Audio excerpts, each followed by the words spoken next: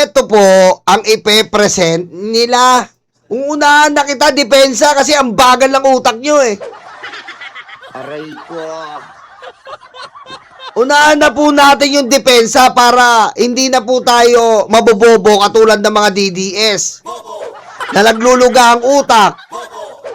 Na umiimod sa betlog ni Digong. Na pumipila sa 20 pesos na bigas. Na umiinom ng tubig ng aircon. Na ang tanghalian, hapunan, almusal ay boy bawang. Aray ko. Unahan na po natin ang depensa. Kasi matagal pa sila mag-present. Tayo na unang mag-present. I-deny daw po. Meron daw video na mapapatunay nila anong kay Musubiri na i-deny nila ang ni Sara na hindi totoo. Ito po yung video na February 7, 2025. November, December, January, February. 4 na buwan po bago mag-deny at magsinungaling na naman si Sara. Aray ko. Pakinggan nyo mga karayuma. Ito yon ha. Oh. Not make an assassination threat to I did not make an assassination threat to the president.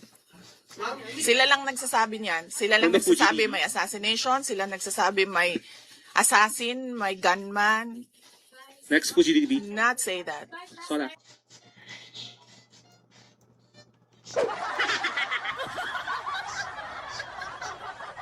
Aray ko. Aray ko. Yan ang ipipresent nila. Yan po ang ipipresent nila. Isa pang ulit sa katarantaduhan ni Sara. Oh. I did not make an assassination threat Oh. to the president.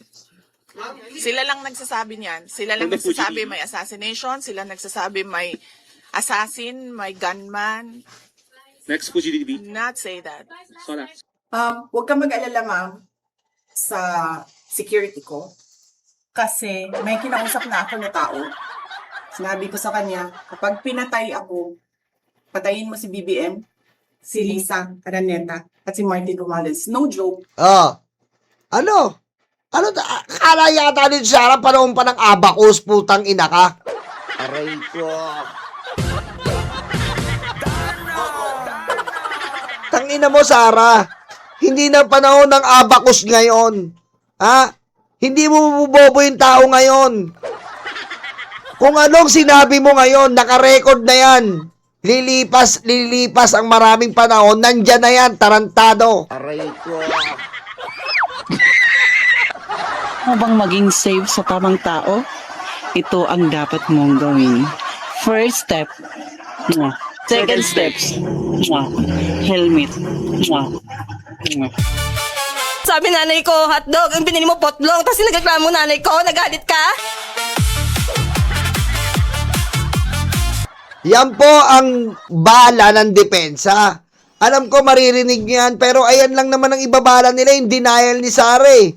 Valid ba? Hindi. Kasi sasampalin din siya ng video niya. So, kung papalabasin po ng depensa, nagsinungaling lang si Sara at ipi-play nila to, betrayal of public trust pa rin ang kakalabasan nila. Nagsinungaling siya, dininay niya, pero ginawa niya. Ano ka naman paniwalain mo yung Pilipino? Ala, hindi niya pala ginawa. Taka ka na lang kung maniniwala kang hindi ginawa ni Sara yan. Aray ko. Aray ko. Oh, ang nakakagawa lang yan, tama si Joby, ang sex bomb. Laban-laban, o bawi-bawi. Get. Aray ko. Diba? Tama si the power of 7. Is that kind of person you folks to be your leader? That is the right question. Is this stupid Vice President the kind of our future leader? No, Your Honor. Aray ko. The explanation, the Filipino is composed of 150 million plus Filipino. Are we stupid that there is a one Sara Duterte that we are pursuing and the craziness and the kupalness is in her? No. No. Aray ko. The Filipino is not that idiot. We are able to think, able to decide which is the right person to be our next president. And not this one. This is a liar, magnanakaw, tambalustay, putang. Baka dumating po ang pagkakataon, mapalitan si Dr. Jose Rizal. Ang maging national hero natin ay si Pangulong Duterte. Aray ko. Ano ang gagawin mo kapag nalaman mong may kapatid ka sa labas? Aray ko. Papasukin ko.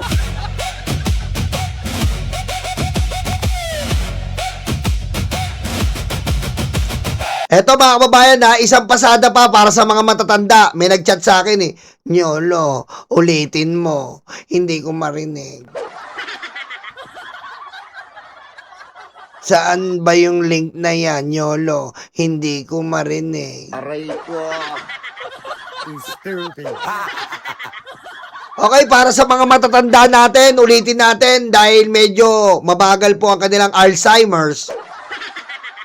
Pagpasensyaan nyo na. Mabagal po yung kanilang Alzheimer's. Buuin natin, wag na daw tayong magsalita kasi hindi nila marinig. Pasensya na po, reactor kasi. Aray ko.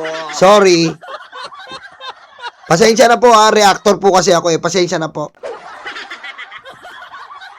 Okay ha, pakinggan nyo po, dire-diretso yun na lang natin para sa mga kulubot. Okay. I did not make an assassination threat to the president. Sila lang nagsasabi niyan. Sila lang nagsasabi may assassination. Sila nagsasabi may assassin, may gunman.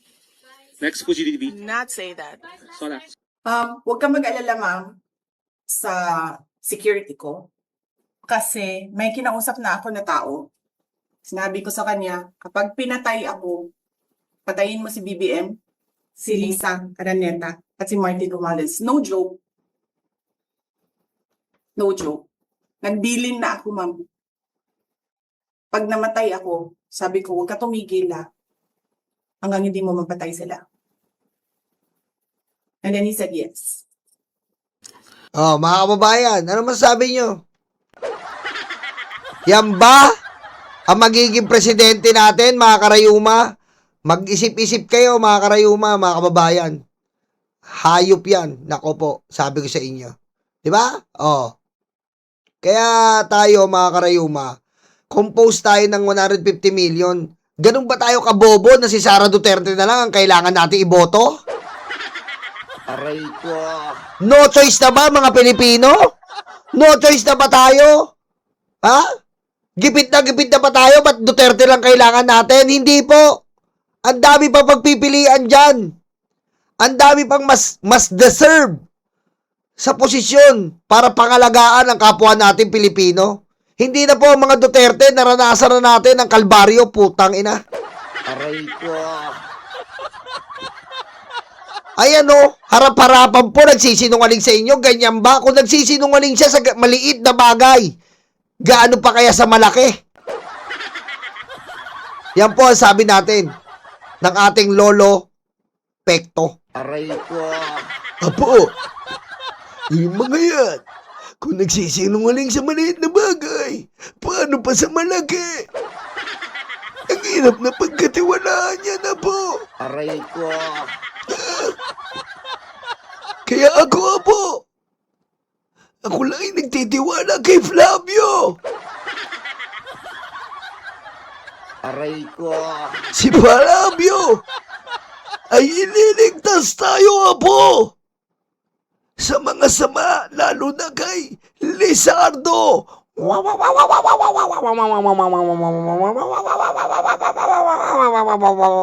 Panday!